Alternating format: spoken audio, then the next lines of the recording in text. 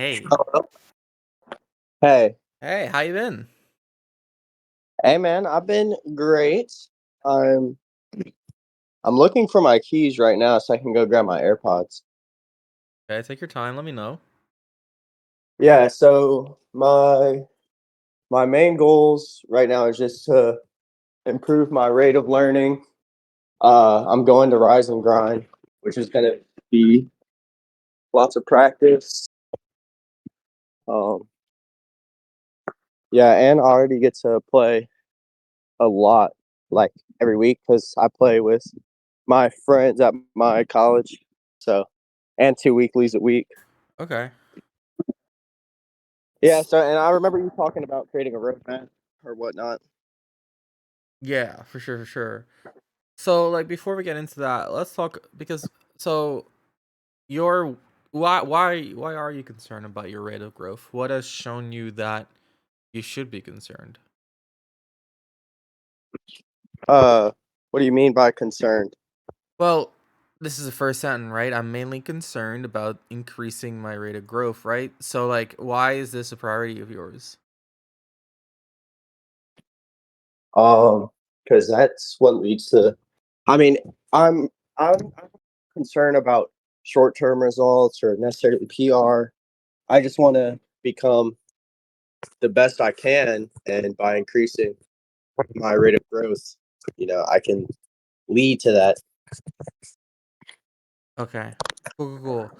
So, in terms of like improving your rate of growth, let's just kind of start at the beginning. What is currently like your approach for improvement? What is your strategy? So usually, what I do is I whenever each time I play, I'm usually focusing like on working something. Like I'm trying to improve on different parts of my game. Each time I play, like some yesterday, you can hear me? I can hear you just fine. Yeah. All right. Yeah, yeah. So like yesterday, for example, I was playing and I've noticed that like whenever I ledge trap, like I'm weak to reversals. So like I was practicing that and then working on trying to figure out my shielding habits or my my neutral when it comes to high percents. Like usually what I do, like when every time I play, I'm focusing on something different to like try and improve at. And like sometimes I'm focusing like for the past few months, I had been mainly focusing on movement and trying to utilize it or like not utilize it, but trying to improve at it and understand it better or like just other things. And like something that we talked about last time, like swinging around their shield and such. Yeah. Okay. So here's kind of the deal, right? Like I get what you're saying. And like we can do like a generic roadmap, but a roadmap is gonna be most effective if I have some sort of like frame of reference of like what you're struggling with, what you're working on, or like your play in general, right? So right now I don't have that, Oh, and again like that's fine. Um, but like if you have like but some yeah, VODs from your locals or something like that, that would really help a lot. yeah, I can DM you one real quick. Yeah, that's fine.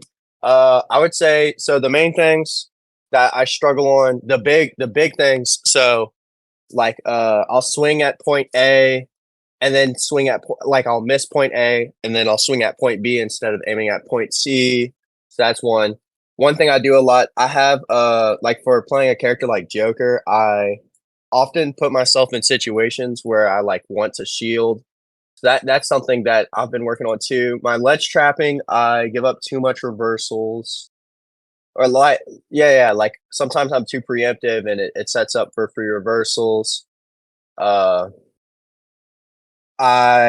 whenever I'm not active enough when I'm specifically put in disadvantage, uh like above like well, I'll swing out a disadvantage a lot when I'm put above people and I want to get out of tumble and like they're close enough to still hit me.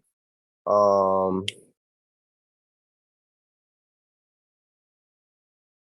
Also, I feel like I'm low key. I'm like it's like kind of obvious what I'm committing to, like in terms of, oh, am I swinging? Like, am I committing or am I running away? like my movement is like very telling Yeah. on like what my intentions are. So those are all things I can think of off the top of my head immediately that I figured out that I kind of struggle with. Okay. No, that's good. Let's just watch a little bit of gameplay. I'll see if I can confirm a few of these, maybe find some other issues that are more pressing. And then once we have an idea, we can kind of like draw out a roadmap for where to go to for the upcoming month. Okay? All right. Take a look for Steve. Okay.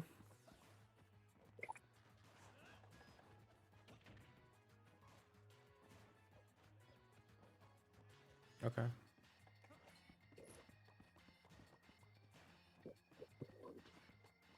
Hmm.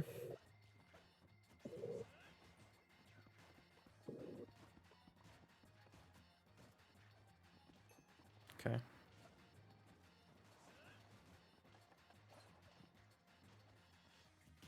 Mm-hmm. She has diamonds, so she fights.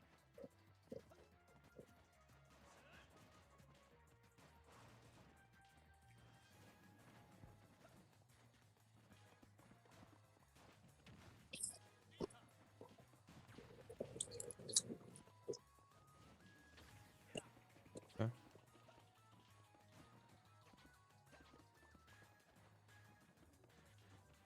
Mm. I just barely missed, or not barely missed, but I didn't mean to land on the No, block. yeah, that made sense to me. It already looked a little awkward when you just kind of like landed there and stopped moving, so I figured it was an accident. Mm-hmm. That was weird. It Dude, blocks. Who made that move? Like for real. There are so many things they could have Sakurai, done to make it all as right. perfectly as intended. Oh my god, they need to reconsider their intentions. Mm-hmm. Chase. Yep.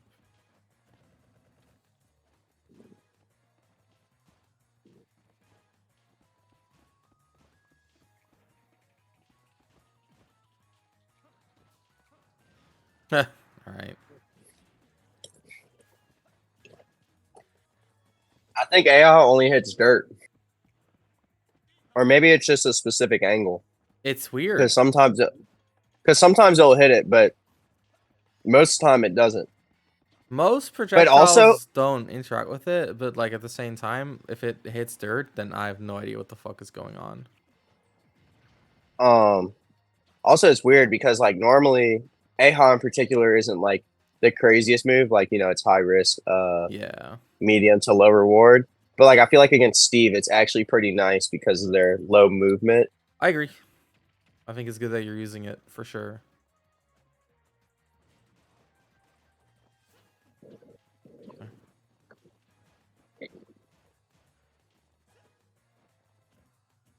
Mm.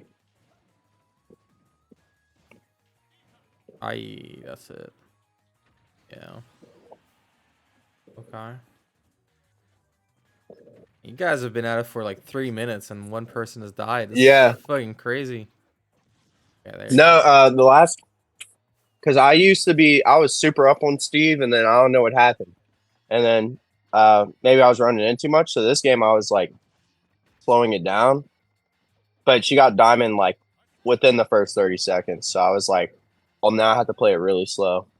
I think slowing it down is totally fine. I think your biggest downfall is just like this stage. Like this stage makes it so easy for her to get diamond because she's on her stone cycle, right? Um Yeah, that's what I was thinking. What stages? Because FD is one of Steve's best stages, but I feel like Joker does really well versus Steve on FD still. yeah, you should go FD So if I you don't feel know. comfortable there. I think like the biggest ones you want to avoid IMO are like Hollow Bastion and PS2. It's like Hollow Bastion has, Really? has like this little ring where she mines iron. So she's on her iron cycle there, which is crazy. And then I think the rest of it is stone as well. So like she gets like Uh, her best she gets cycle to choose. plus Yeah. exactly plus ornament iron is fucking crazy. So do you think I should ban Battlefield or small Battlefield? Um I'm thinking. I don't know. Actually, I personally don't I don't like it think the realistic. battlefields are very good for Steve because like it's harder for her to like minecart Anvil to center because the platform stops her in battlefield. So if I were you, I would ban small battlefield. I think it's fine though. Yeah. Just Hollow Bastion piece 2 and then whatever you're uncomfortable on, just ban that, and that should be like your 3 bans. If it's a 3 ban rule set, if it's a 2 ban rule set, Yeah, you should be it's just free ban. okay. Well, there you go. Yeah, Yeah, I banned Kalos. Wait. Oh yeah, yeah. No, damn. Yeah, I don't like Kalos against Steve. that's fair. Then that can be your 3rd ban. I think that's Yeah. totally fair. Yeah, you're right. I think Kalos also has like an iron and a stone cycle, kind of like Hollow Bastion. The difference is that Oh, it has two different ones. yeah, Okay. I think the outer ring on Kalos. Oh my god. Let's see. Yeah, so I think this outer rim, this has like iron, and the rest is steel. So they get Oh, to pick as well, but in this case, at least you get to pressure them for being for picking iron, so it's less bad.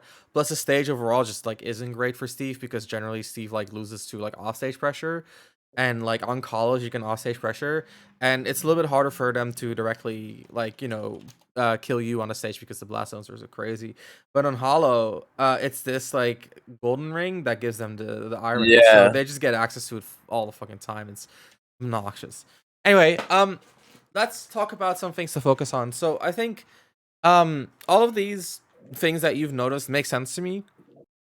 I think what we kind of need to think about to fix multiple at once is we need to approach it from a little bit more of a fundamental point of view, right? So what I would like to focus on for now is win conditions. Okay, so just real quick, a win condition, like a lot of people use different terms. To me, it's like a repeatable good situation in neutral. Right, so in other words, like a win condition could be if I'm playing Sephiroth, it's like reaching my tipper sword range. That could be like a win condition, right? Um, so to Okay. me, it's not like, oh, I have them off stage. That's how I win. Because like, Or ledge yeah, trap. Yeah. exactly. Like, yeah, sure, Obviously. Yeah, yeah. exactly. So Okay, like, we're okay. gonna talk about like, the more unique things. So against Steve, like I think your starting point should always be like, what are my win conditions? What are their win conditions? And I think you have a very good grasp of what they are. You just don't aggressively try to create them. You see what I mean? So like when I look at Yeah, your for play sure. versus Steve, it's like you're doing the right things, but in like the nooks and crannies, in like the empty space in between your movements, in like the silent moments, that's where you're letting up, and that's where you're not really looking for your win conditions.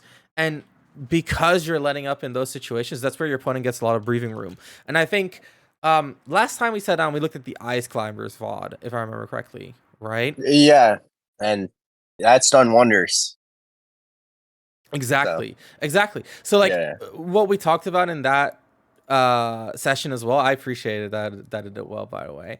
Wait, But you appreciated what? I appreciate the fact that it did well. That's good to hear. That means that Oh you did yeah, a yeah. lot Now with now what I'm we talked doing about. yeah, I it's definitely helped a lot too because I feel like it's taught me a lot of things like swinging near them, Mhm. using the empty movement to make them commit, just stuff in this meta, like Exactly. low key progressing our meta, ahead Yeah. of the time. For sure, for sure. And so like what we talked about in that session essentially was win condition, right? So like I said, hey, you should space here because it's good, like space off of them. But essentially what we did is we defined a win condition, right? So like when we're in this position where we could swing on them and we could swing barely off them, that's a win condition for us. Okay? So that's kind of like the way we have to approach it. So we have to be like more focused on achieving our win conditions and more focused on kind of like using our movement to get there. And so what we get to is we use our win conditions as I want to. So to explain what I mean by that, the first thing we need to understand is like to achieve our win condition, we have to move. Okay, so yeah, of course, right? Like you have to move into position, but it's like it's a very obvious thing because a lot of people are like, I'm gonna, like they're focused on the hit, they're focused on the interaction, whereas I want us to focus on like the position we have to reach. That is our first step. What position do we have to reach?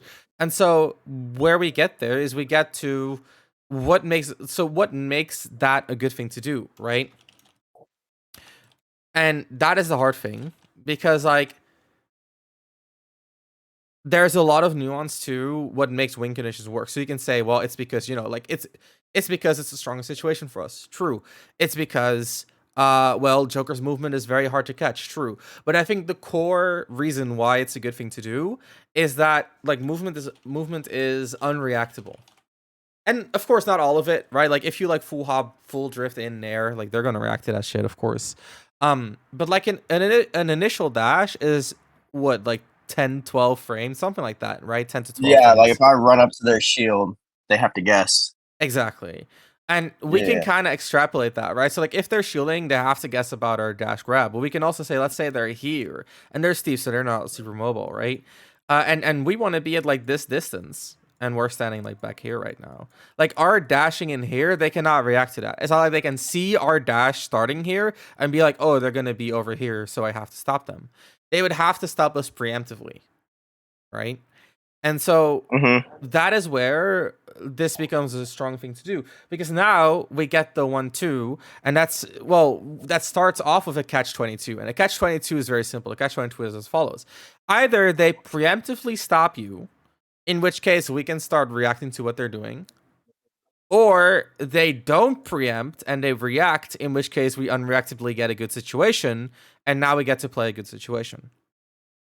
Okay, so that's gonna be kind of like our 1-2. It's like, okay, so step one is we get into that position, we force the catch 22, and then step two is we're in a good position, we're gonna fuck them up. Okay, so like step we get in a range for where they want to start jabbing at us or something, or up tilting.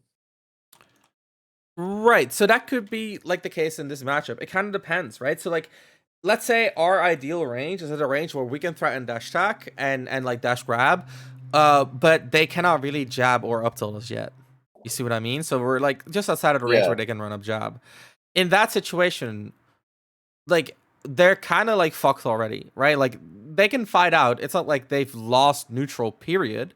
Um, but it's not an advantageous situation. Let's put it like that, okay? So what they want to do is they want to stop us before we even get into that range, either by retreating or by advancing. Do you see what I mean? And yes, so if they're advancing and we're not getting into that range, now they're just running at us and we can just like kind of like anti-approach them, because Steve's running at us is not great, right? And if they retreat from us, then we get into that range, we see their retreat, and then we just corner them. So what we get is we get like this again, this catch 22 where like either they stop us preemptively, which is either like movement or attacking. And if they move, then like we can react accordingly. And if they attack, then we can shift to being more bait heavy, right? Makes sense.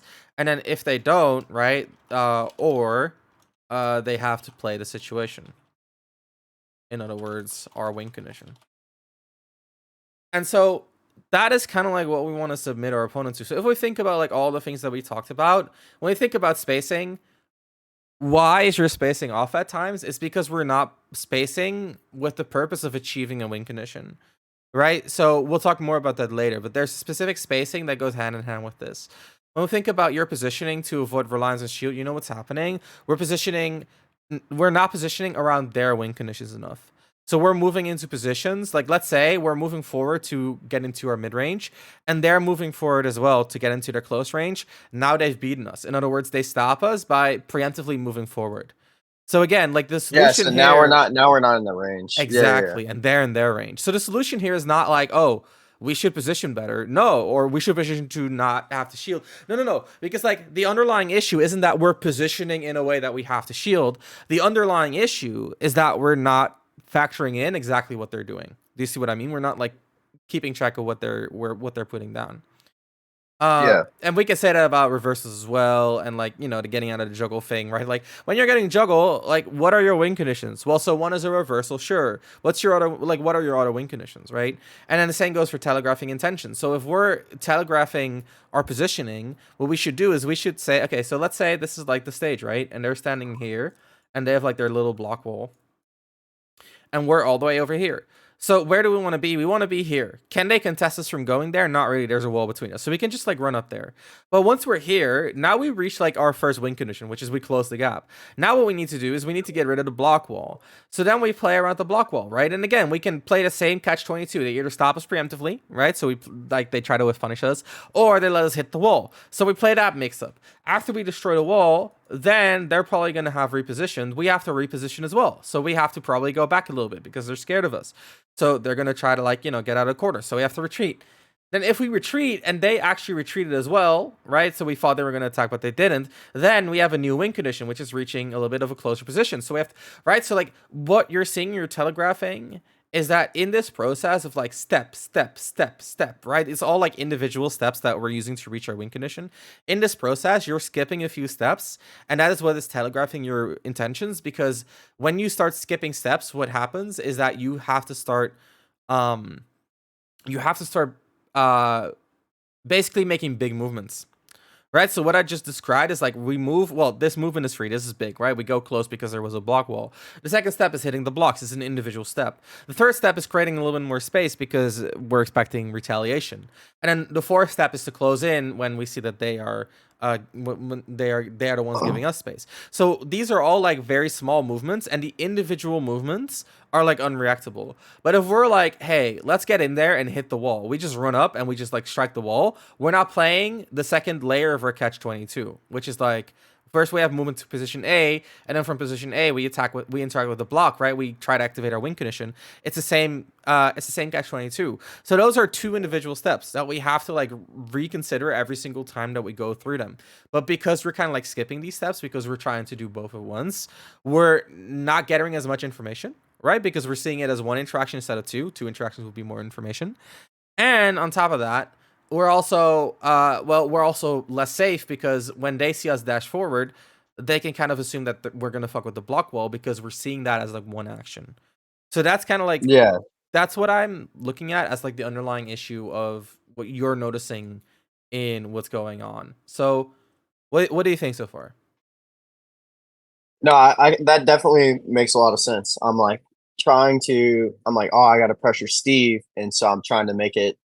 Even though like I'm playing it, like I'm slowing it down, I'm still trying to play the scenarios faster instead of breaking it down into safer steps where he couldn't do anything.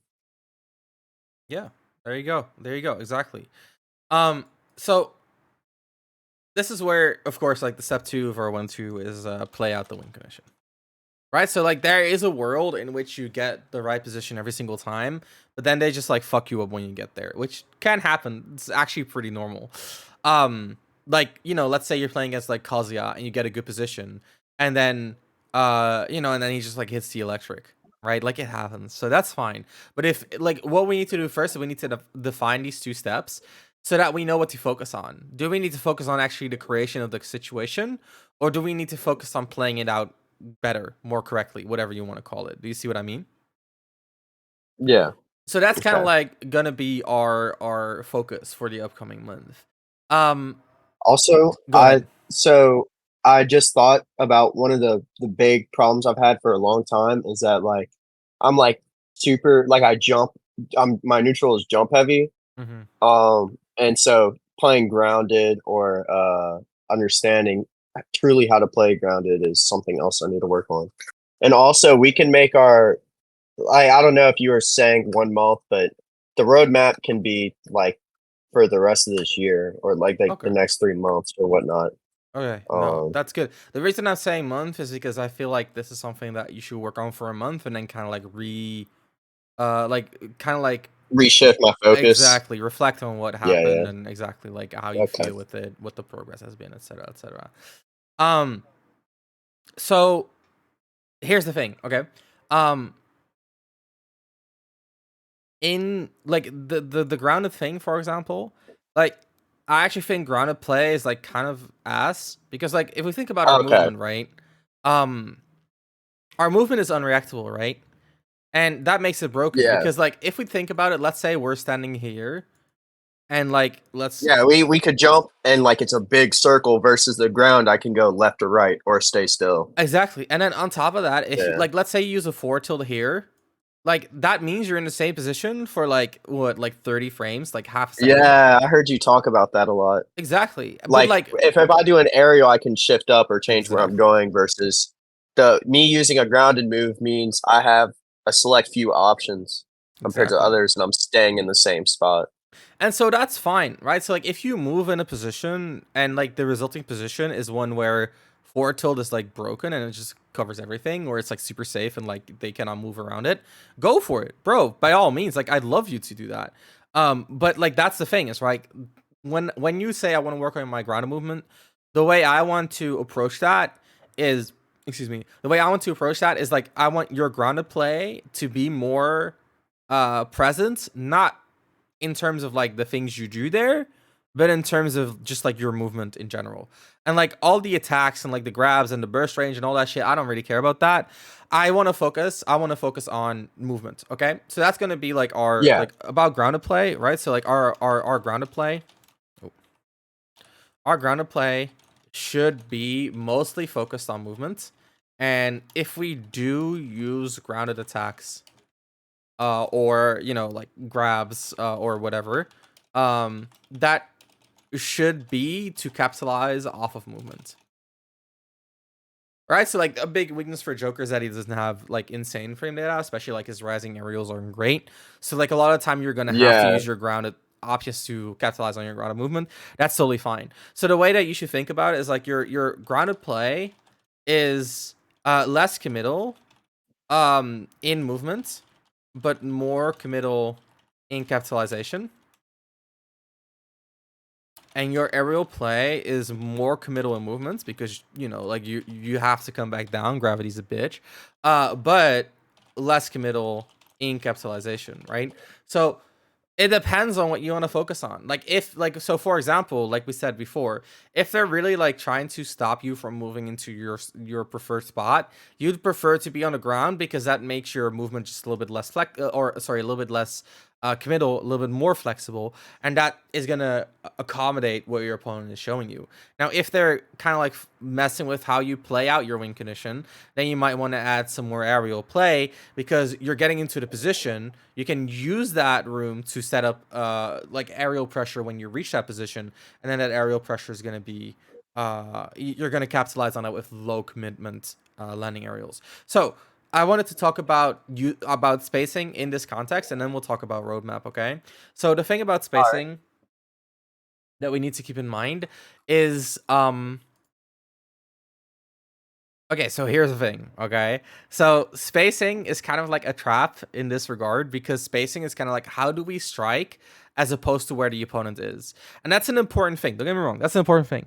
But I want to shift the focus on our like spacing to a little bit of a different dynamic, okay? So in terms of spacing, I want you to forget it for a second and recontextualize what attacks can do, okay? So when we move to a win condition, we're essentially moving for the sake of moving.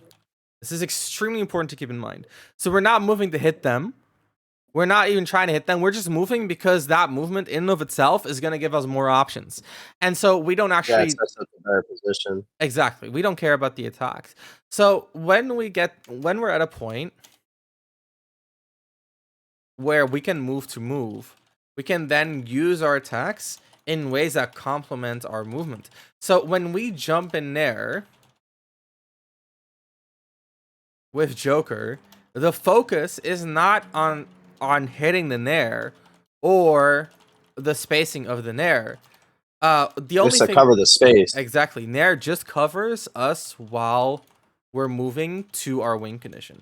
So what it does is it adds an execution check to us achieving our win condition.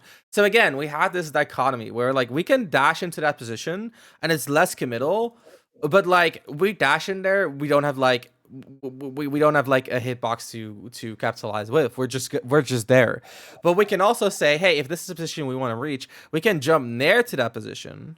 And now we're not only getting that position, but if they do interrupt us, if they do try to stop us preemptively, They're not just only gonna have to guess like where we're moving and how we're getting there and when we're doing it. They're also gonna have to be Nair while doing that. And that is what makes Joker Nair so fucking crazy, is that it's one of the best moves in the game at covering you while you're moving somewhere.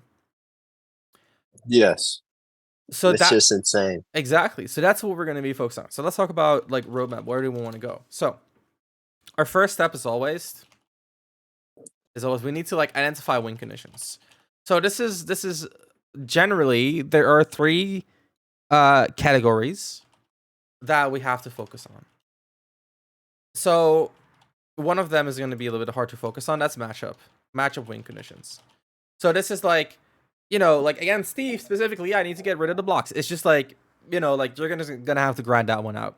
There's no getting Yeah, around it. You know what I mean? yeah.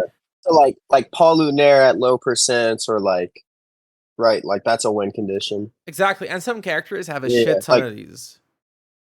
yeah, like if I'm playing against someone, I'm usually trying to focus on not getting hit by any of their win conditions that would kill me. And when I'm at high percents. Exactly. Yeah. And so, like, when you think about these quote unquote gimmicky characters like Pac Man, Snake, Steve, you know, you know them, Isabel, Villager. Like, the reason they're hard to play against is that they have a lot of like win conditions specific to their character. So this is gonna be like this is very character specific.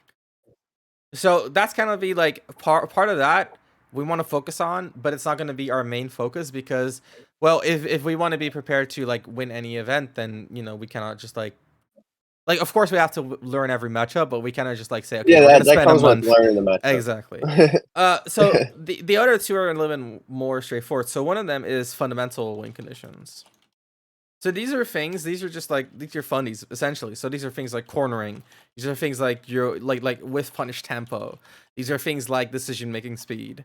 Like these are all like things that are omnipresent, right? So like we're gonna have to identify like how does Joker play around these. So it's a little bit character specific, right? Because the way Joker uses fundamentals is different than the way that other characters use fundamentals to some degree. But the elements are still there. Like if you know, oh, I can corner him in 3 interactions, and they're just like focusing on the matchup specific win condition of staying away from you, then they're gonna get cornered. And they don't, and then they're gonna lose, and they're not gonna realize why they've lost because they don't even think about it, right? So the more fundamental win conditions we have, the better. Because, well, first of all, omnipresent, so it doesn't really matter at which character we're playing against. So that's going to be really beneficial for our overall growth. And the other upside is that like we just have more win conditions because at the end of the day, like most of the matches in like every single tournament all come down to just like, do you understand the opponent's win conditions better than they do? And like it's not even like just like the RPS. The RPS of like the game, of course, it comes up like inevitably. Um, but is on the focus is on like just having win conditions that the opponent's not aware of, and then you act on them, and then they don't even know what the fuck's going on, and that's how you win. It's that easy. And of course, when you get to your top eights, it gets like it gets a little bit different, and there's more focus on the RPS, but for most of the bracket, you're just like out knowledge checking your opponent. So the third one is psychological win conditions. So these are essentially your reads. So these are going to vary a lot from player to player, but there are a few that will come up more for your character than others, right? So for example, for Joker, one that is very important is like forward smash on normal getup. If you get a read on their normal getup usage and you forward smash them, like you can kill them at 90. That's huge for Joker. You know what I mean?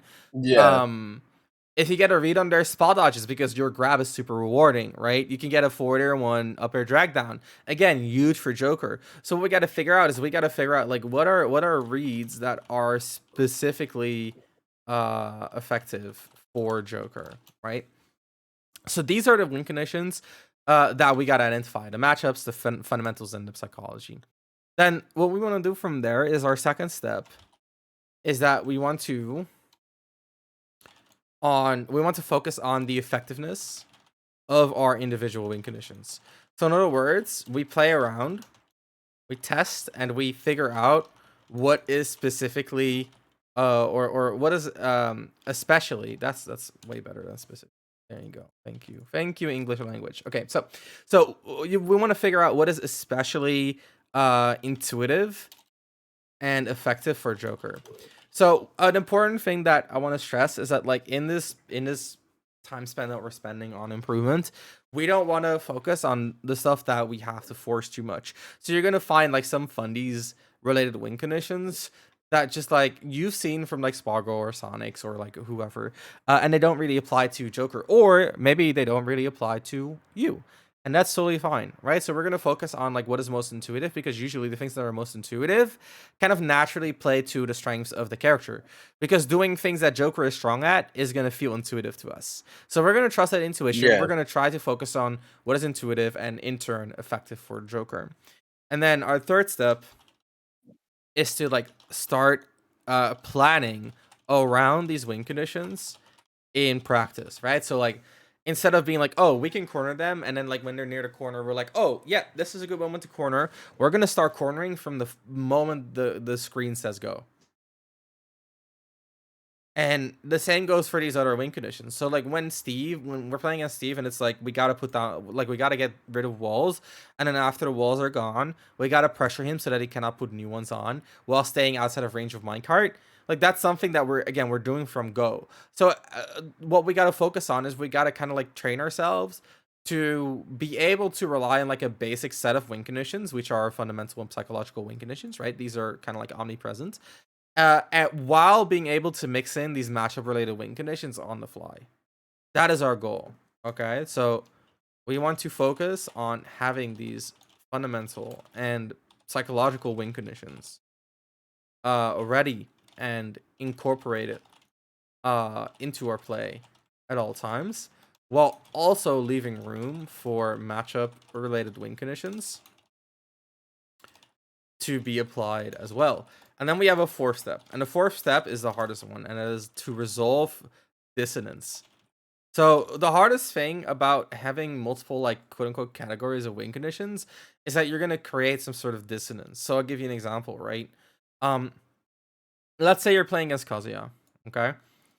And Kazuya's here, he has this fucking wing. And we're over here. We're staying far Doria. away. Exactly. He's about to fuck us up in like one single hit. We hate him. We absolutely do not want to be there. We have our little gun. We have our little knife. That's all we need. So at this range, we're happy. We're sitting pretty. But if we want to corner him, we have to pressure him to retreat. So we have to pressure him to be scared of us.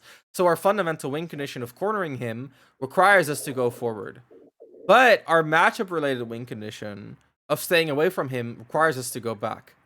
And then our psychological read might even be, oh, when we go forward, he uses shield, so we should pressure him. So now we have this fundamental idea of go forward.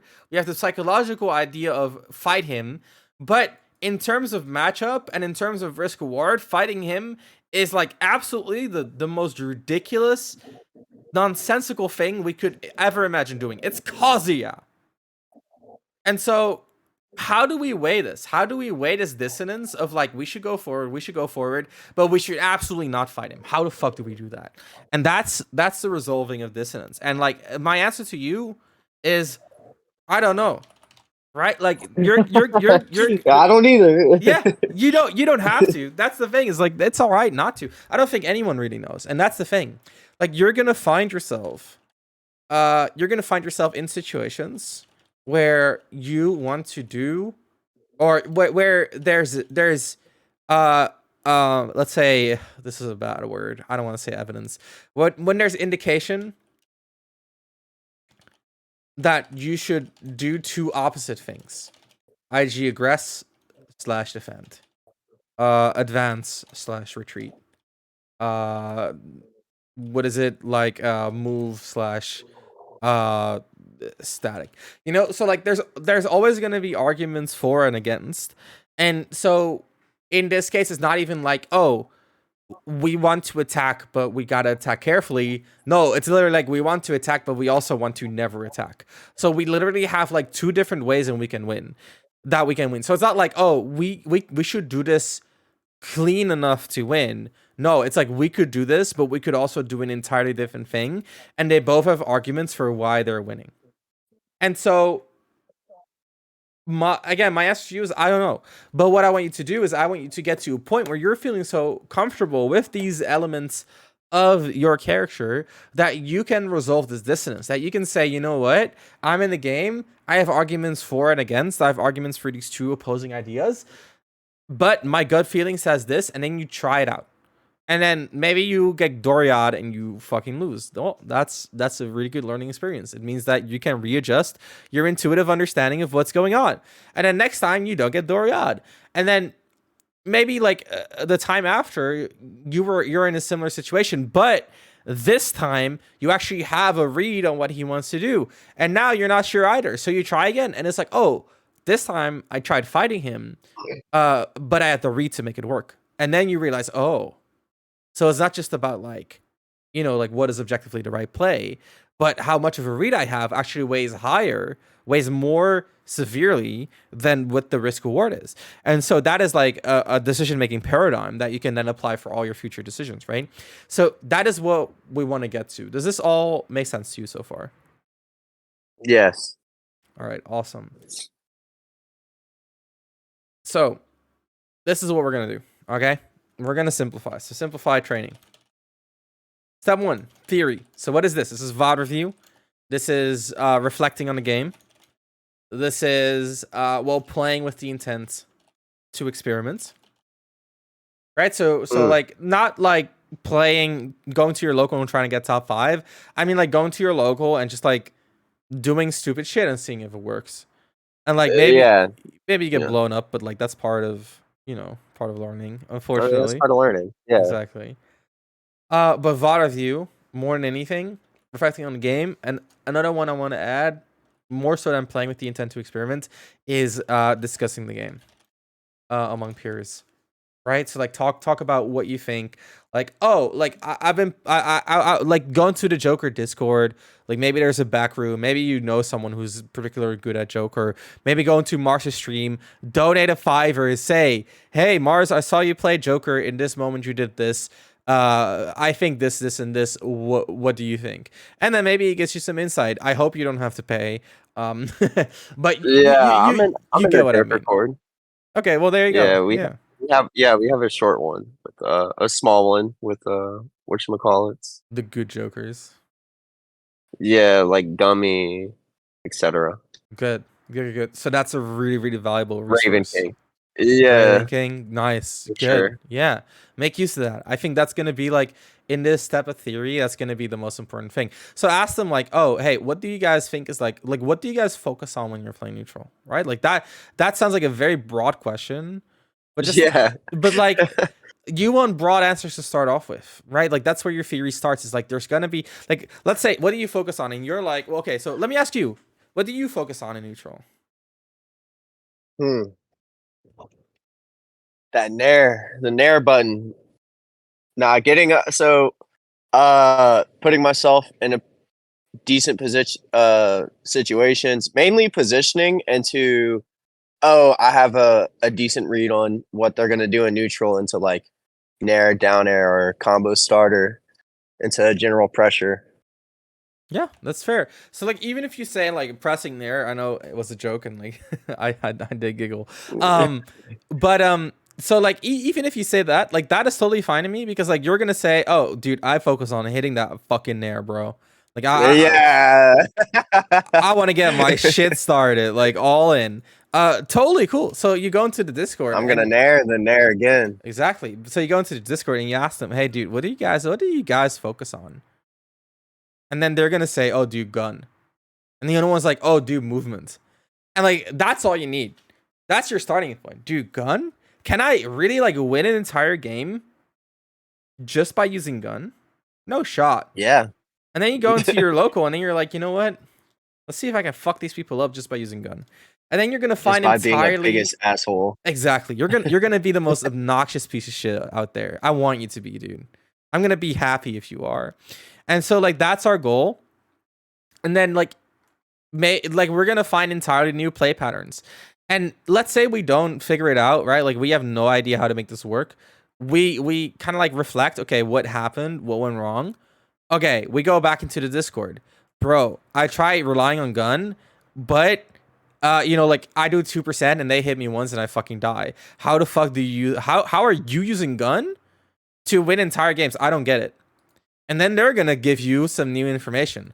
Oh, dude, but like gun isn't your goal, right? Like gun is only there to, I don't know, stop their movement. And then you're like, wait, it's only there to stop your movement. And then you go back to your local and you're like, I'm gonna use gun to stop their movement. And then when they stop moving, I'm gonna go back to pressing there, for example. You see what I mean? So like that's what we're going Yeah, for. Like you ask a broad question, you're gonna get a broad answer. I don't care. That's gonna be our starting point. It's a hint. And then we use the hint and we explore and then we figure out, oh, this doesn't work for me, and then you reflect on why it didn't work. You discuss it again. Like this discussion thing is like it's gonna be the backbone of your improvement. Okay. All yeah, that makes sense. right. And So I definitely have plenty of opportunities to discuss the game. So great. Well, in that sense, you're already more advantaged than most of your peers. So that's good. That's awesome. So that's kind of like our starting point, right? So we talk about the game as much as we can. We get as much like hints, and that's gonna be like the basis of our theory. And then from there, what we want to do, like step two, is just like play the game. We have to play with an iterative mindset. So what I mean by that is that like everything we do is like step one.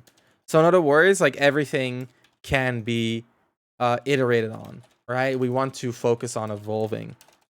So when we're going in there and we're gonna press nair, we want a like we're not like, oh, this is how I press nair. We're like, I think nair is good here because of this reason, right? Step one.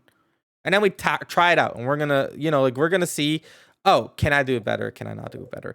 And that's how we want to approach it. And if we can do that, we're gonna be entirely fine.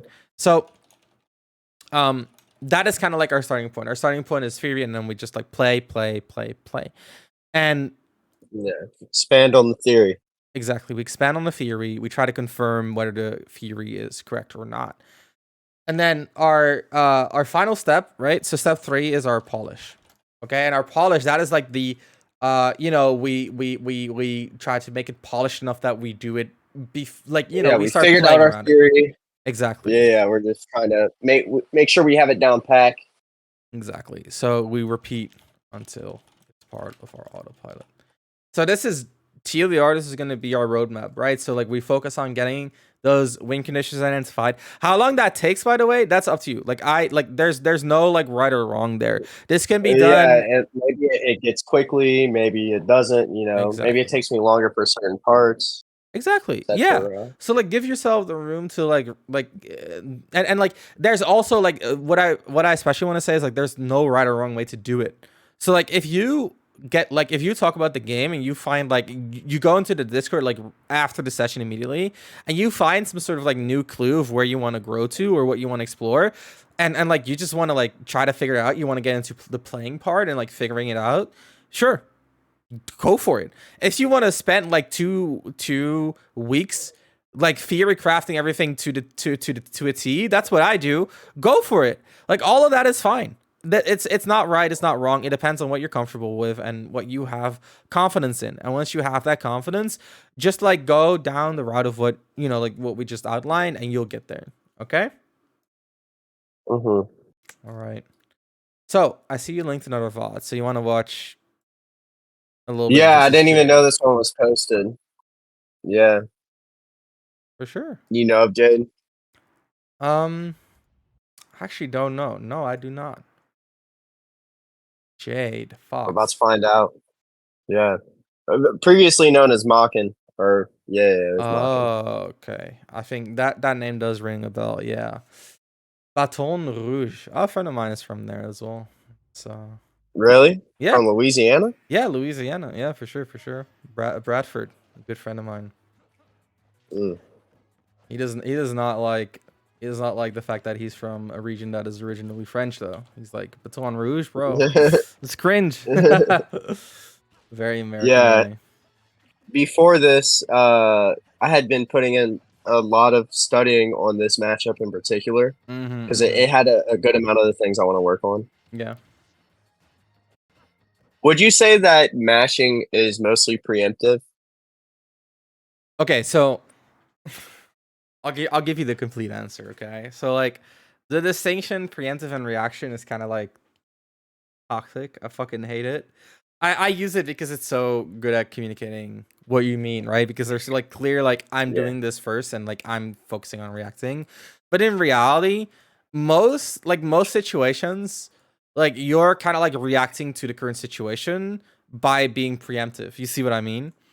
Um so like Yeah, like I'm not gonna throw out a nair unless like I react to them, seeing like I see a situation where it's gonna come up. strong. Exactly. Yeah. Yeah, yeah, yeah. So like that's the hard So part. it So your mashing is like the way I would say is your mashing is mostly reactive to positioning instead of being like reactive to actions, if that makes sense. mm, Does that make sense? yeah. Okay. Cool, cool, cool. Um, I actually wanted to highlight this. So look at what you do here. Dash back, dash forward, or jump forward and then down tilt. So considering what we all just discussed, why does this down tilt work? Uh Jade was trying to, or yeah, her win con is getting in close, and I ran away, and I got to that mid range, and then I was able to catch her landing because she used jump, which is relatively committal movement, I guess. Yeah. So in the progress of like reaching your win condition and acting on it, which one do you think Fox was doing? Was he reaching his win condition or was he trying to act on it? He was trying to reach his win condition. Right. So he's moving around. So this down tilt essentially is we're stopping his movement. And so instead of trying to like reach our own win condition, we're focused on disrupting them from reaching theirs, which is also a very valid, like it's the flip side of the coin. So that was really, I think, was really solid down tilt. Good use. Mhm. Yep. So they reach their win condition of shield pressure. Yep. Ooh, Mm, he could have died. yeah. That's good. Fine.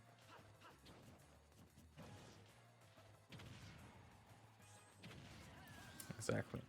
So the biggest thing we're seeing in this match where like the neutral can kind of go their way or her way, I should say. Um is like okay, so we are trying to reach our win condition and they're trying to reach theirs. So there's an interaction there. So what happens if we both try to reach our win condition? And that is often where like this is where scrambles happen. So like we're moving into a specific position, they're moving into a specific position. We both don't get our specific position. That means that we're both out of position. Now we're in kind of like a scramble. And so what I want to do is like I want you to focus on these moments as well. And I want you to go into these moments with an idea beforehand. So in other words, if we get put in a scramble, I will do X. And that can be like roll out, roll in, shield, spot dodge, up smash, jab, nair, like whatever. But like we go into it with a hard read essentially. And so like if your action fails, we in the future will try to go into it with a different read. So in other words, we're treating these scramble situations as super hard reads. Like just like straight RPS, double blind. We're in a scramble. What the fuck's happening? Throw out the move. No thinking, no reacting. Because I think a big issue of what happens in your play is that you find yourself in these scrambles and you try to outplay them. You're like, oh, I'm not where I want to be. They're not where they want to be. And then you're like, I'll shield. And then they'll do like a jump in nair. And like the nair is not entirely safe, but you don't know for sure. And the spacing is a little bit weird. And like, so like you weren't really ready for it either. And then you're like, I'll try to react. And then your reaction is slow because, you weren't ready for it. And then like, it kind of all snowballs from there. And that is, I think, like a big like a big weakness in your play is that tends to happen a lot. And then you try to outplay in a situation where one, you couldn't react to what they were doing, and two, you were in position well, and three, you're in a position where you're trying to react from shield, which is like your Joker. What the heck are we doing, right? And I get it because like if you do get the right reaction, if you do like you get the hit, but like at that point, like I said, if you do get the right reaction, we're kind of like treating it as a read already. So we should be just going Yeah. all in and just going like, okay, if we're in a scramble, we're gonna hard read this shit, and like that can just start off with like a roll in, right? And like after a couple of times, you can, uh, it can become something else like an up smash, like whatever it is that you're reading, more Yeah. So specific. you're saying you're saying you notice that I shield a lot in scramble situations. Mm-hmm, mm-hmm. Yeah. Mm. And so like the scrambles get activated in these situations where, um, And I'm already at a disadvantage if I'm in shield. yeah, so like that's the thing, right? Is like you are moving in a way that you're trying to get a certain outcome and you're not getting it. And then your panic reaction is to like shield. And they're moving in a way for a certain position and they're not getting it either, but their panic reaction is to just like try to make something out of it, right? Like salvage it, like jump in there, for example. And so like we're super passive and they're super active, so they're grabbing control over it. So again, like if we go into it with a very clear idea, we can still be like defensive, like we can still roll out, but at least we're being proactive about like solving the situation. You see what I mean? Mm-hmm. So that's our goal, okay? Okay. Cool. I'm just gonna Yeah. assume that's a Sounds good. yes. My All bad. right. My bad. No, no, no. Don't Yeah. worry Yeah. Yeah. about My it. Don't worry. Don't worry. Don't bad. worry. Don't worry. Don't worry. Okay. Mm-hmm. Okay. So that's good. So this is a really good example. So we nair in here, and they nair in here. So like these nairs are essentially the same move, right? Like they do the same thing. What did we learn from nairing in here out of the corner?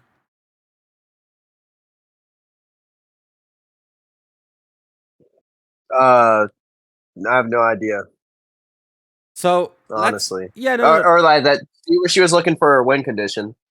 Nair up Exactly, smash. exactly. And well, Mm. yeah, so we can look at it from their perspective, and we can say they're like trying to get their win condition with Nair up smash. That's really important information.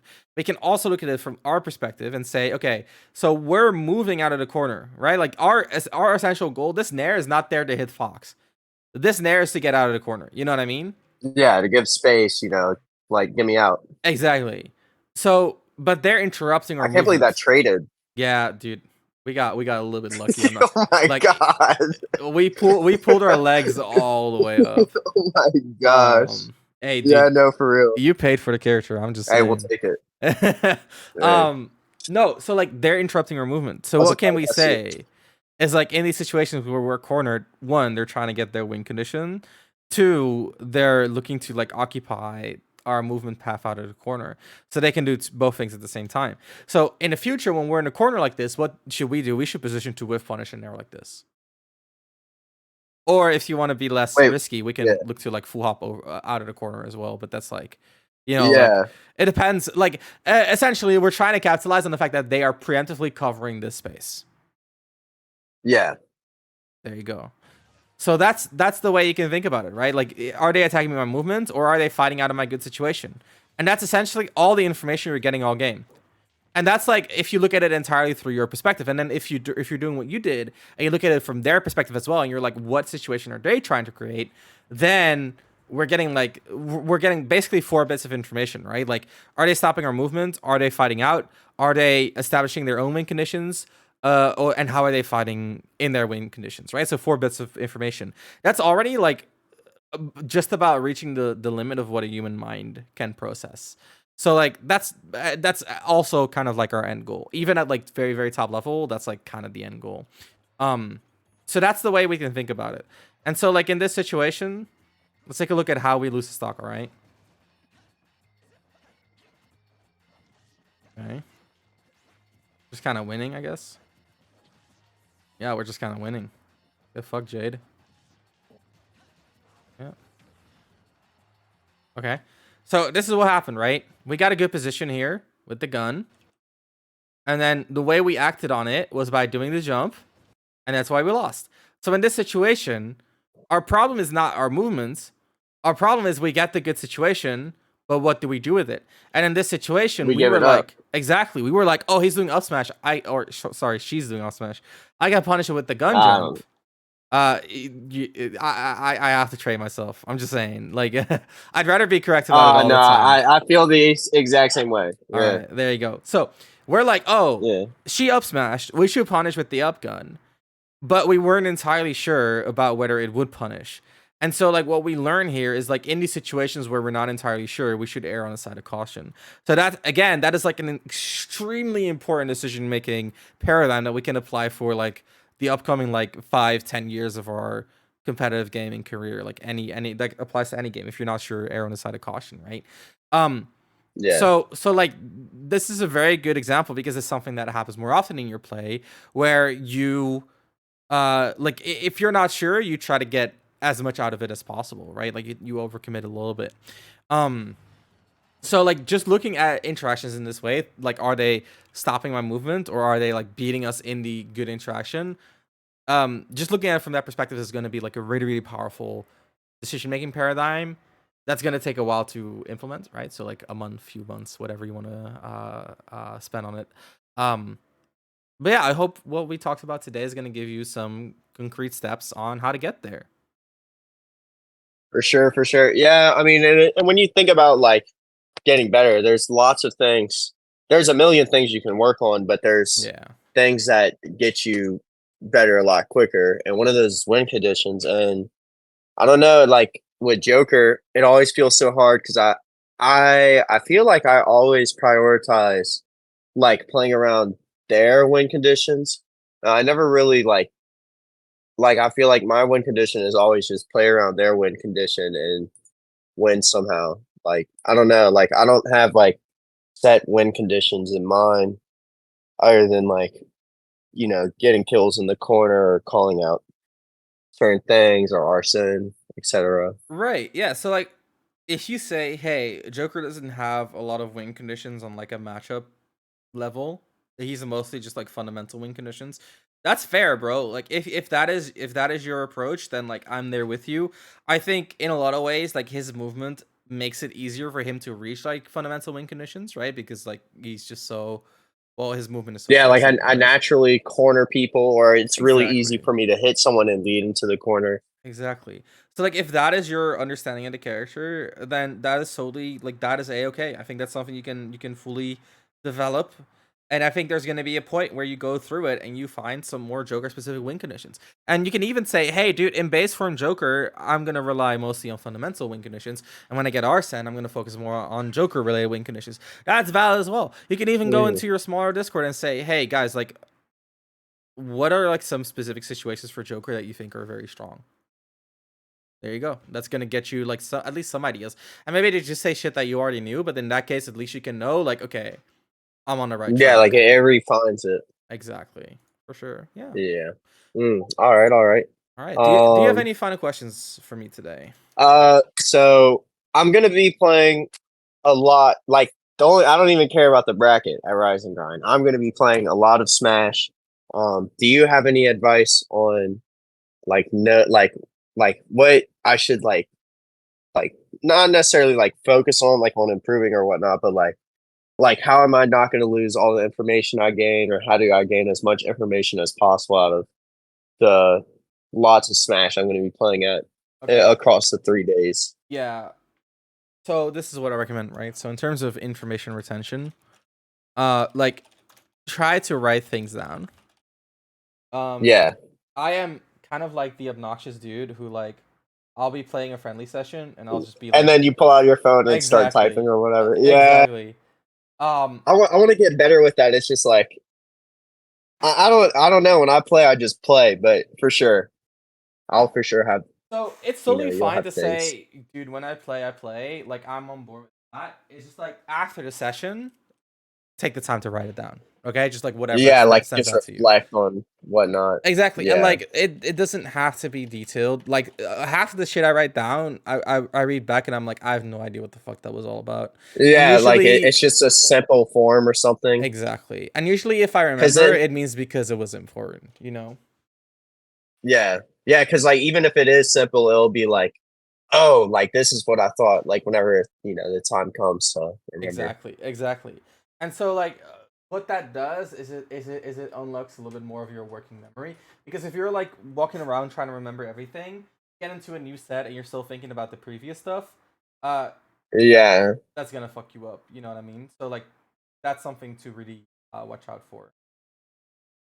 yeah, your brain will dry out. Exactly. But yeah, So no, this.